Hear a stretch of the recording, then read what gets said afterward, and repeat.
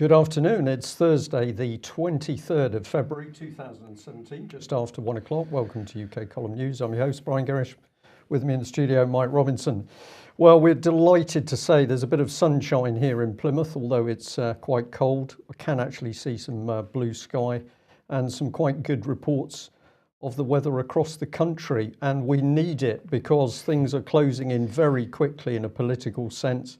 And we would say that we are entering some of the most dangerous political times that Britain has ever seen. Mike. Well, let's get straight on then with Cressida Dick, because Amber Rudd has announced that Cressida Dick is to be the next Commissioner of the Metropolitan Police. She was appointed by the Queen following a recommendation from the Home Secretary, so that's all good stuff. We'll talk about what people have been saying about this in a second. She of course, was heading up the anti-terrorism section of the Metropolitan Police before heading off to the Foreign Office, and we'll talk about that also in a second. Now, the Met Police, of course, largest police force in the United Kingdom, 43,000 officers and staff, a budget of $3 billion. What did Amber Rudd have to say? She said, Cressida Dick is an exceptional leader, has a clear vision for the future of the Metropolitan Police. She said she's delighted that Her Majesty has agreed Amber's recommendation for a rigorous recruitment process which highlighted the quality of senior policing in the country. Cressida now takes one of the most demanding, high-profile and important jobs in UK policing, and so it goes on. Absolutely wonderful stuff, according to Amber Rudd. What did Boris Johnson have to say? Well, he said congratulations to Cressida Dick. She's a fine woman to have at the front, a fantastic officer, and thanks to Mr. Howe for all his work beforehand and setting up Cressida Dick. Of course, common purpose lady. Well, we'll get on to that too. So here we go. Sadiq Khan said Cressida Dick's experience and ability has shone through this process. So undoubtedly, everybody is delighted that she has this job, Brian. Well, I noticed the Guardian image was Cressida Dick with a nice purple jumper on under a jacket standing by the London Eye. So if we just smile slightly and say there seems to be a lot of symbolism in that image, I think this is the woman to do the job. And of course, she has never been Chief Constable of any other area in UK, so she doesn't have any experience of being the person at the top, lonely job running one of UK's police forces. She's just moved straight into one of the most powerful jobs in the country. Of course, she's never been running the entire force, but she has, of course, run individual operations. Yeah. And of course, the killing of Jean-Charles de Menezes was one of her greatest achievements, at least. That's perhaps how she would see it. She was in charge of the operation which saw de Menezes killed, and as the Evening Standard here is reporting, de Menezes' family absolutely disgusted with the fact that she has been appointed. They said, we had to face a tragedy that no family should ever have to experience, the tragic death of a loved one at the hands of those we entrusted to serve us and protect us.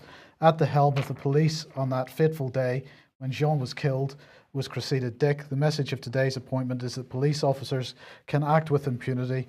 The Commissioner of the Metropolitan Police is the most senior police officer in the country, a post that is expected to uphold the highest standards of professionalism, to command public confidence, and be responsible for ensuring that the police act lawfully and are held to account. Well, she was never held to account for that.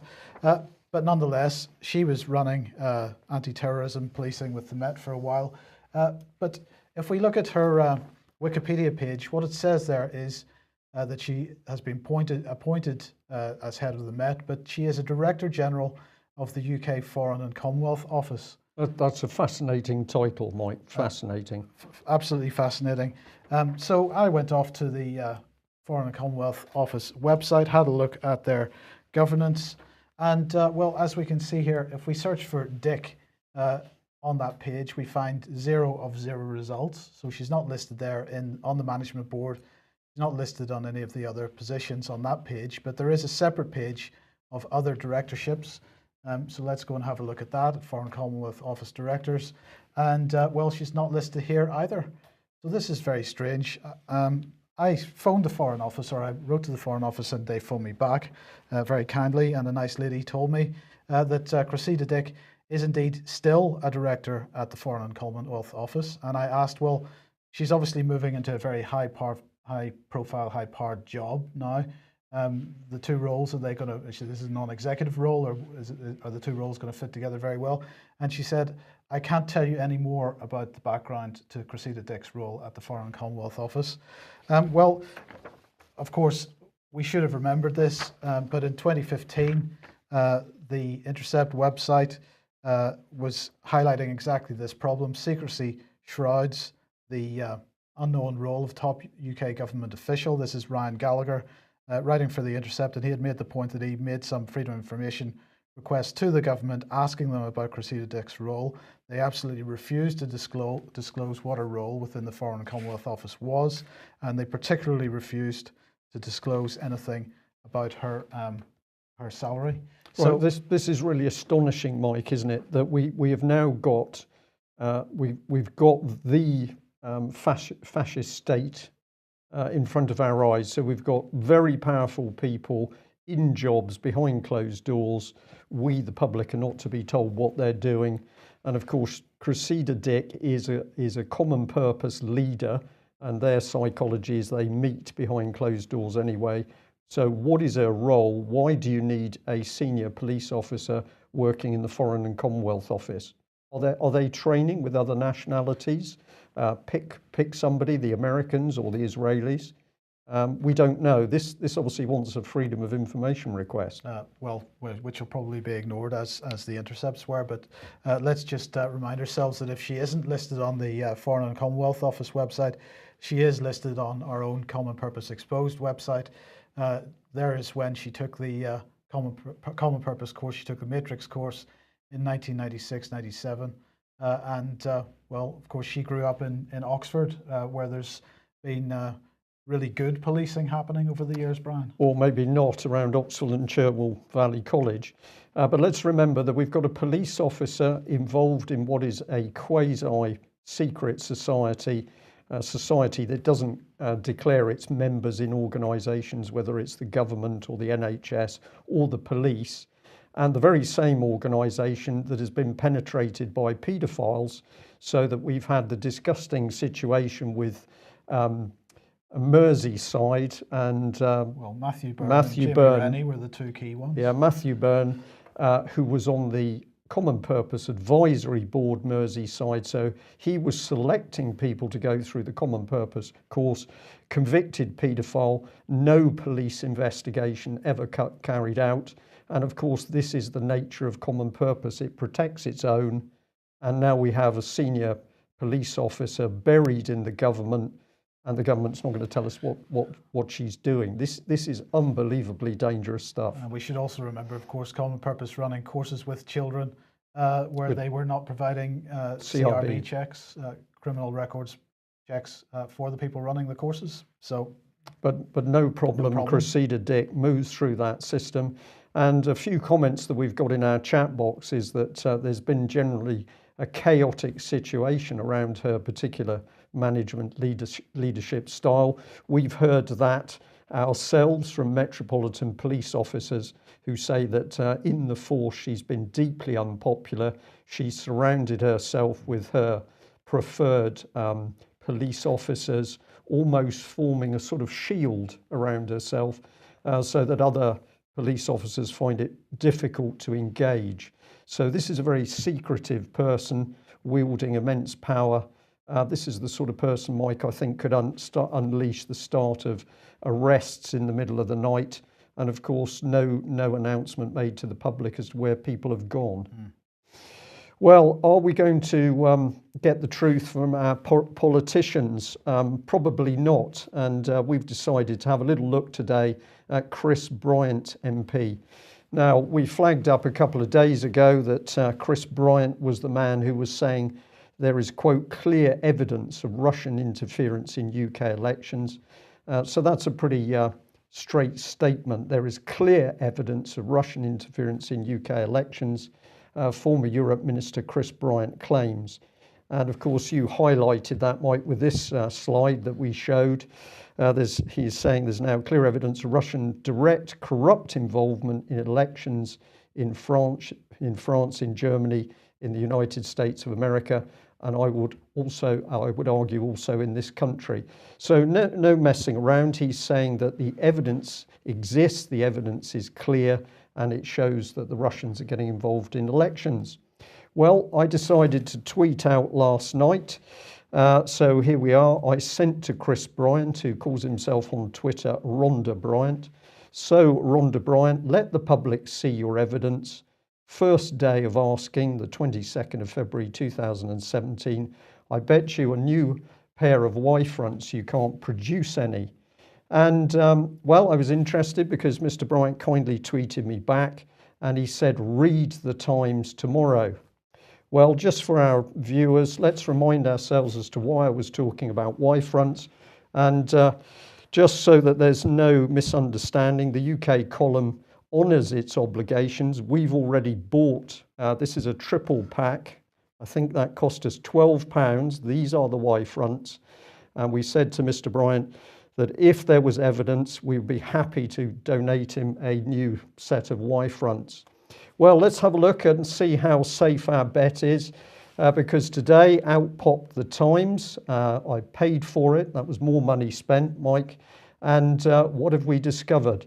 Well, I wasn't the only one challenging Chris Bryant, and I believe, Mike, you were given some information from another one of our viewers. Well, indeed, who had asked exactly the same question as you, and had a response back from he had a response back from Chris Bryant saying, look at the Times.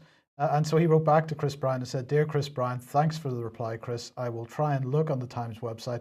Can't afford to buy the paper. So imagine what Chris Bryant's reply was. It was, I don't like buying Murdoch either. I don't like buying Murdoch either. I'm told by their journalists they're running a story about Russian involvement in Stoke. And of course, what he's referring to there is the Stoke-on-Trent by-election, which is going on today. So this is a bit of a flippant reply. But again, our correspondent wrote back to Chris Bryant and said, thank you for the email. I know it doesn't take a lot for me to get confused these days, but you got me this time. So the evidence you have about the election fraud in other parts of the world by the Russians is you're told by Times journalists that they're running a story about Russian involvement in Stoke. So that was the query. And well, Bryant wrote back and said, no, I've seen extensive evidence. I'm told some of this will appear in the Times today. Right, but so did it? Well, we're now going to have a look, but our challenge was, where is the evidence? We're not interested in hearsay. We're not interested in rumours. This is immensely serious. Russia is being accused. This is a hostile act, Mike, for one nation state to get involved in the internal affairs and politics of another nation state at this alleged level is a hostile act. And that is what Chris Bryant is really talking about. We say to him, where is the evidence? So let's have a look and see what the Times newspaper had to say today. We had to spend some time looking through because I missed it first time round. But here we are. This is the Times, pages 18 and 19. Most of it, of course, is about business rates, as you can see. But if you've got a magnifying glass, down here is a little tiny article. And this is the one we need to look at now because, Mike, this is going to give us all the evidence we need that Russia is interfering with the elections in UK. So viewers and listeners of UK Column News today, I think you should brace yourselves because this is some pretty astonishing information, clearly not evidence. So here's the article, and let's read a bit of it because I think it's important enough to do so. A senior Labour MP said that the party does not want President Putin's backing in the Stoke-on-Trent central by-elections after pro-Russian Twitter accounts turned their fire on the UKIP leader Paul Nuttall. Dozens of bots or automated social media profiles which have previously had supported the Russian president have targeted Mr. Nuttall as he tries to take the Midlands seat from Labour. It then mentions an Alex King, we'll come on to him, and then it goes on to give a quote from Chris Bryant. So let's just have a look at what's going on here. Here's the bit about Alex King, and we'll look at that in just a second. But let's bring up the key quote from Chris Bryant. Last night, Chris Bryant, the Labour MP and former Foreign Office Minister, said, "My working assumption is that the Putin regime seeks to influence anything it can. Frankly, I don't want President Putin's backing, so he can butt out." That's evidence. Well, I'm a bit puzzled about this because Chris Bryant said there was evidence appearing in the Times. He has made a working assumption. This is an allegation. This is not evidence. In fact, this is pretty pathetic language from a UK politician. This is not evidence. So, was there any evidence in this article? Well, let's get in a bit deeper. Here's the individual subheading or main heading of this article by Henry Zafman. And here we are. Alex King, a researcher who tracks Russian propaganda, said that the accounts had posted repetitive messages with lots of hashtags, characteristics of a coordinated campaign. One message on Monday was a poster of Mr. Nuttall with the caption, "Don't be fooled, this man wants to privatise the NHS." Another read, "UKIP's Nuttall lied about close friends at Hillsborough. Can this man be trusted?" So apparently, Mike, we are to believe, based on absolutely nothing, that this is Russian government propaganda designed to influence an election. Mm-hmm. Where would this have come from? Well, can't imagine. I have to say that I did a smile when the first site to give me a hint as to what was going on here was BBC Trending. Yes. Well, of course, we can always trust the BBC, and they were unveiling the mystery of the anti-UKIP Twitter machine. So this is where the evidence is. Let's go into the BBC and let's get into this evidence. So a big headline, and here's this outrageous piece of Russian propaganda, which there's no evidence to say it's from Russia at all. "Don't be fooled, this man wants to privatise the NHS." And then there's some explanation. Why is a strange network of Twitter accounts, usually the source of pro-Russian messages, now pumping out tweets about a very specific British election? So there's the BBC spin. Because there's no evidence, we simply bring in the Russians and create that evidence itself. And on it goes. But the key piece in this section is this little message. It says the network, the Russian network, was initially uncovered by Alex King, an independent researcher who tweets as @glasnost_gone. King tracks Russian propaganda on social media and was an organizer of the campaign to free a Ukrainian pilot, sorry, thank you, who, so that's Nadia Savchenko, who was captured by pro-Russian forces battling in Ukraine in 2014. So there's the key, that this person, whoever they are, is anti-Russian in the first place. But according to the BBC, what you're witnessing is Russian government propaganda to influence an election. So if we summarize this, Mr. King is an unidentified independent social media researcher. Okay, this is not a bona fide source, and this is his Twitter page. Of course, there's no photograph. No. So this is an anonymous person, and all we know about them is they play at social media, and they live in London. Good. So we better label this at the top. That the Times newspaper, the BBC, and Chris Bryant are calling fake news evidence. There is no evidence here, Mike. So I wonder whether we should be saying to our viewers at the moment, if you feel as strongly about this as we do, then clearly the man to challenge is Chris Bryant. We tried to call his office this morning. We've tried to call the Labour Party press team to say, where is the evidence? And nobody knew. Nobody knew. So if our viewers and listeners can give us a hand with this, ideal opportunity to challenge Chris Bryant to produce the accurate, real evidence to support his assertion that Russia is carrying out a hostile act. Well, why would Chris Bryant want to smear the Russians? Let's have a look at this slide. There's the accusation, clear evidence. We're going to show in a minute that Chris Bryant, of course, acted as head of European Affairs, BBC, very pro-European post. Also involved with the European Labour movement. The president is Kinnock of that movement. This is a highly pro-European movement. Now, let's bring in this document, Brexit, which is about security, the security dimension. And this was put forward by a Conservative MEP. We showed this the other day, but we've got Chris Bryant there trying to smear the Russians. Why might he do this? Well, I think the clue's in this document, because on the right-hand side, it says very clearly that for Putin and Trump to reach an understanding, a rapprochement, would mean a European nightmare. Europe, the European Union, does not want there to be any friendship with Russia, because pointing a finger at Russia allows the European Union to say, well, we need to big up our military forces. We need to create a single powerful state.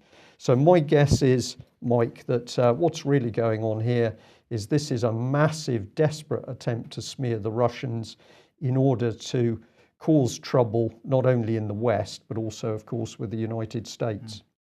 So what sort of man is Chris Bryant? Well, when I went to look at his website, it unfortunately told me that I was blocked. I can't imagine why that would be the case. But luckily somebody else was to get through.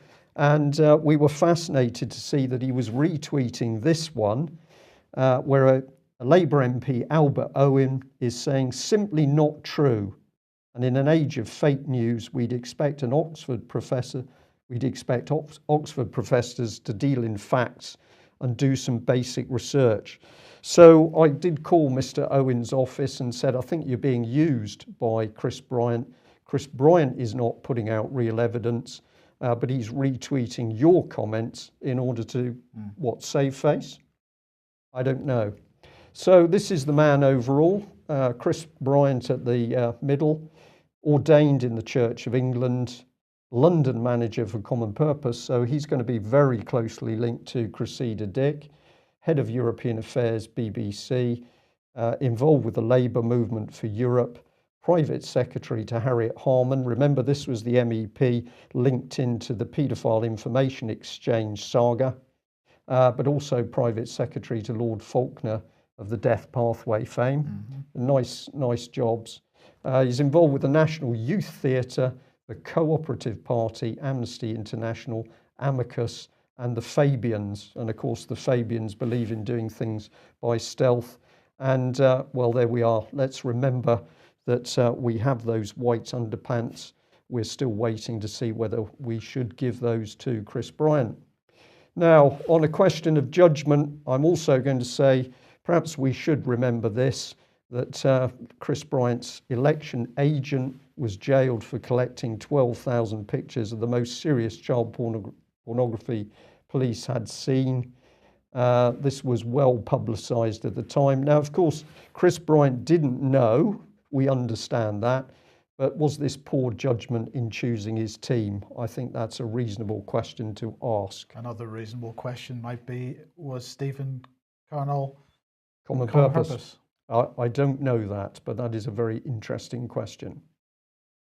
Well, we better move on to this one because, of course, when it comes to transparency in the press, one of the people working to help gag it has been Chris Bryant himself. And this was the Sun's original report when they were doing the exposure of the Common Purpose role around Leveson. And of course, Chris Bryant, not the only person involved in attempting to gag the press. Cressida Dick as well, another Common Purpose person trying to gag the press. Well, this sort of leads in nicely to what was going on yesterday at the Culture, Media and Sport Committee, because they're basically telling the newspapers that they will comply with the spirit of Leveson at least. They are saying that IPSO, this is the press regulator set up by the media, by the press, will need to be fully compliant with the terms of Leveson or within a year, or face the situation of punitive damages which come as a result of Section 40 of the Crime and Courts Act. Now, the Crime and Courts Act passed by Parliament 3 years ago, and Section 40 is part of that. It has been passed, but it hasn't actually been invoked by the government since then. It says that publishers who are not part of a regulator, a press regulator which is backed by the Royal Charter, which was set up by Leveson, following Leveson, must pay both sides of the costs in a libel or a privacy case, even if they win the case. So even if they're found innocent in a, or not guilty in a libel case or in a privacy case, if they're not part of a regulator which is backed by the Royal Charter, they will be obliged to pay the costs of the other side. This is completely unconstitutional. It goes against every constitutional principle upon which this country is founded. Now, Damien Collins MP is the committee of the Culture, Media and Sport, is the chairman of the Culture, Media and Sports Committee, and he said it's over 4 years since Lord Leveson published his report into the culture, practices and ethics of the press. In that time, we've yet to see established a system of independent self-regulation for print media that is credible both to the public and the press. In the vast majority of newspapers and magazines continue to refuse on principle to accept regulation under the terms of the Royal Charter, then the government should create an alternative path that would allow IPSO to become established as the preferred body to take responsibility of self-regulation of the press. So that comment is quite interesting, because although they're saying that basically if the newspapers don't comply within a year, they're going to invoke Article 40, they are saying that there is an option for IPSO other than to come fully under the remit of the Royal Charter. So that's quite interesting. Well, what are we talking about here? There are two press regulators established following Leveson. One is IPSO, which is the Independent Press Standards Organisation, and that's the one that was established by most of the mainstream print media in the UK. A number of the FT and the Guardian aren't involved in that, for example.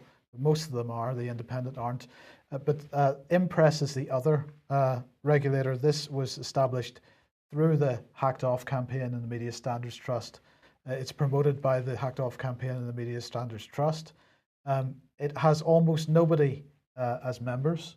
A few local newspapers is about all, but none of the major newspapers are members. But it is compliant with the Royal Charter, so they are pushing forward with trying to force everybody to join Impress rather than IPSO. Now, what's important about Impress, of course, is it is absolutely funded by Max Mosley. Max Mosley, who was head of the Formula One and so on, son of Oswald Mosley, the wartime fascist.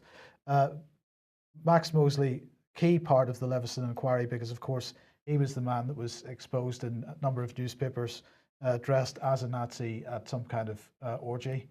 And so he got behind the campaign for regulation of the press. So why are we mentioning this? Well, because if we look at the Register of Members' financial interests in the House of Commons as of the 20th of February 2017, we find that Tom Watson MP has had two extremely sizable donations from Max Mosley, one of £200,000 given in the middle of last year, and one of £300,000 given in January this year. So what we're looking at here is, on the 10th of February was the £300,000 one. So this is two massive donations to an MP, apparently to support Tom Watson's office as Deputy Leader of the Labour Party, and also, but this is the key point, also as Shadow Secretary of State for the Department for Culture, Media and Sport. And of course, the Department for Culture, Media and Sport has responsibility for regulation of the press. So this is a direct bung from Max Mosley, who's running the alternative Impress, the alternative regulator, the one that has the Royal Charter, but the one that nobody wants to get involved with. This money is going directly to someone who is Shadow Secretary of State for Department of Culture, Media and Sport. This is a pretty spectacular situation, Brian. And just to remind everybody, Tom Watson absolutely involved with the Hacked Off campaign, has supported it from the beginning. And although it's declared in the Register of Members' Interests, this has got to be a conflict of interest. Well, we're seeing conflicts of interest everywhere. Every organisation we go into, whether it's Ofcom or it's other NGOs, you look at the number of jobs that the trustees have got or the executive team, and they are linked in everywhere. They cannot possibly be independent. And if we come on to that subject of language again, I think this is one of the reasons that when we look at their websites, the word independent is always emphasised. In fact, it's overemphasised. And I think this is to try and reassure us, calm us down that everything's okay. Exactly the same with this nonsense about the Russians interfering in elections. Oh, don't worry because the researcher is independent. But they don't actually give any information about that researcher. Yeah. Okay, let's move on to justice then. And well, Lord Leveson, once again, because of course he is president of the Queen's Bench Division. And although he ran that investigation into the press, this is his main role, as Lord President of the Queen's Bench Division. Now, back in January 2015, he published this report on screen at the moment, the Review of Efficiency in Criminal Proceedings. And in it, he was arguing for the use of new technology in the judicial process with a view to reducing costs, or at least that was how he was describing it.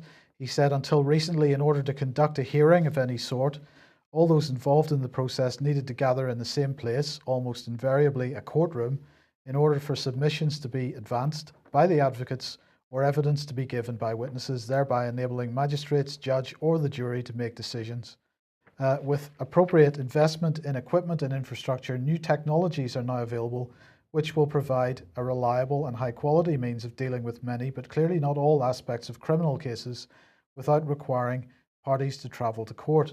So he was subheading this section of that report, video and audio hearings, the default position. He was calling for the use of video links to be the default position. But as we have highlighted, particularly with the Melanie Shaw case, all kinds of shenanigans can go on when people are not all in the same room at the same time. It's like taking an exam, perhaps when you're remote from the examination body. There's no way to check whether you're cheating, and this is particularly dangerous in my opinion. So why are we talking about this now? Because Liz Truss has launched the Prisons and Courts Bill, and she says that this bill will transform the lives of offenders and put victims at the heart of the justice system, helping to create a safer and better society. The bill is going to cover prison safety and reform, court reform, the judiciary, and whiplash compensation. But let's look at what they actually mean by the first couple of these. The bill paves the way for the biggest overhaul of prisons in a generation, delivery of a world-class court system, and right at the heart of this is the use of video and audio technology for hearings. So measures relating to courts underline a commitment to victims and the most vulnerable, as well as improving the system for those who use it every day. The use of virtual hearings will be extended, allowing victims to take part without running the task of coming face to face with their assailant. That's the icing on the cake, but the sweetener, as it were. But the key point here is that many hearings, such as bail applications, will be resolved via video telephone conferencing, allowing justice to be delivered more swiftly. Offenders charged with some less serious offences will be able to plead guilty online, accept a conviction, be issued with a penalty, and pay that penalty there and then. But the key point here is they are absolutely implementing the recommendations of Leveson with the use of technology. And of course, when you have video links in courtrooms, Brian, there is no oversight for the public. The public can't go and see the process of justice being done. No, they can't see the person talking. They can't pick up the nuances that we all pick up from being able to speak face to face to an individual. And this is the start of a very, very dangerous, well, it's not a slippery slope, because what's driving it is a wedge. This is deliberate policy that's being brought in. But how cynical can you get? Don't worry, you didn't have a train ticket. You're actually going to be taken to court for that. But we can make the process all easy.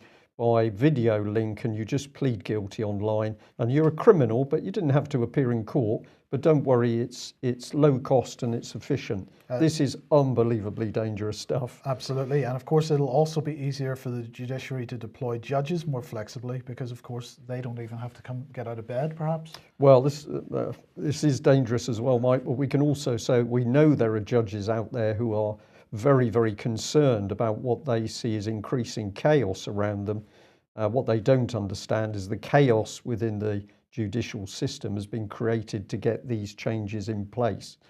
But the moment people are not appearing in a proper court in front of a jury with the process of common law, we're entering very, very dangerous territory. Absolutely, and that was one of the other aspects of Leveson's original report about criminal justice, that juries are basically feeling that in many cases their time is wasted, and perhaps we shouldn't be using juries at all. Because they're not intelligent enough to understand the real subjects that are being debated. That is on its way, and when you put all these things together, it paints a pretty murky picture. Yeah. Okay, intellectual property, snooping, this is really about. So here we are. The government has launched a consultation into illicit IPTV streaming devices. This is basically people streaming content that they don't have permission to stream into their homes, many of these things being sold on eBay and other places. And what they're saying here is the Intellectual Property Office is calling for views on whether there's a need for legislative change to deal with this issue. The use of IPTV boxes to access illegal content appears to have increased in recent months, they say. A range of legislation applies to both the sale and the use of these devices, but broadcasters and content owners have expressed concerns. So in other words, this is all being driven by the industry, and we're going to change the law potentially as a result, or perhaps we're going to do a lot more snooping. This is all to do with, and I cannot separate it from this, which is also released today, the consultation into the Investigatory Powers Act 2016. So what they're saying here is that they are launching a consultation. It's going to last for 6 weeks into the 5 new codes of practice under the Investigatory Powers Act. The codes are as follows: interception of communications, bulk communications data acquisition, bulk personal data sets, equipment interference, national security notices, and following considerations of the responses to the consultation, the codes will be laid before Parliament for approval. So those codes, the way that this act is actually going to be implemented, are out for consultation at the moment. I suggest that people perhaps need to be providing evidence for that, but again, it's going to have to be high quality evidence. They're saying here that the Investigatory Powers Act, which gained royal assent in November, provides world-leading transparency and privacy protection. So we need to feel safe in our homes about this, but we can be snooped on safely. Yeah, and the policy can be exported to the rest of the world. Well, just to end today, because really I think this is one of the most serious UK column news programmes that we have done. This is the British government forming itself into a dictatorship, immensely powerful, and with one of the most senior police officers in the country, Cressida heading the Metropolitan Police. What is her leadership style? Well, let's bring it up on screen. Here it is. This is the Common Purpose Manual. This is Beyond Authority, written by Julia Middleton, the Chief Executive of Common Purpose. I would encourage people to buy this book. Don't buy it as a new copy. That's a complete waste of money. Have a look for something very cheap, second-hand. Why do we need to read it? Because this is the lady who was let loose training civil servants, police, military, school teachers, NHS. If you want to know why the agenda of the government and these organisations is so unpleasant and so dark, read Julia Middleton's book. So I'll just give a couple of quotes. She said, "The best leaders in the outer circles can create relationships in a nanosecond. They meet new people, and before you know it, they've created an instant relationship that most people would take hours, if not days, to build. Many tell me that this is one of the stunning things that Tony Blair and Bill Clinton have in common." So there we are. Praise for Tony Blair and Bill Clinton.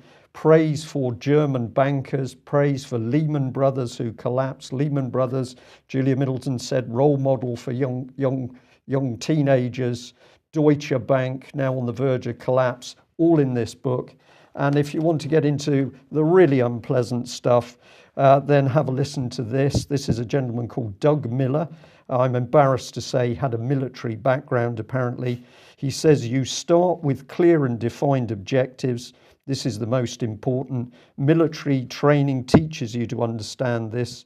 Then you establish what the obstacles are. They could be structural, financial, but they're usually people. So you have to establish what motivates them and then decide if you can win them over by the power of the idea or by finding a fit where you can align both of your interests. If not, you look to form alliances or make compromises. Sometimes, if it gets messy, you might have to run over them, undermine them, go around them, or discredit them. As a last resort, you consider bullying them or buying them off. And this is the advice, I'm going to say the sick advice of the leadership style which Common Purpose has injected into our police force and NHS. Is it any wonder we're now watching this very, very dark political agenda coming forth? That's it for today. Thank you very much for joining us. We will be back at the same time tomorrow. And I'm going to say thank you very much for the lady who called me yesterday afternoon from London. It was wonderful to have such praise for what we're doing. And it's wonderful to know that many people out there are getting a boost from listening to UK Column every day. If you're not a subscriber, please sign up and or make us a donation, because we can only do what we do with your help. Thanks very much. Bye-bye. Bye-bye.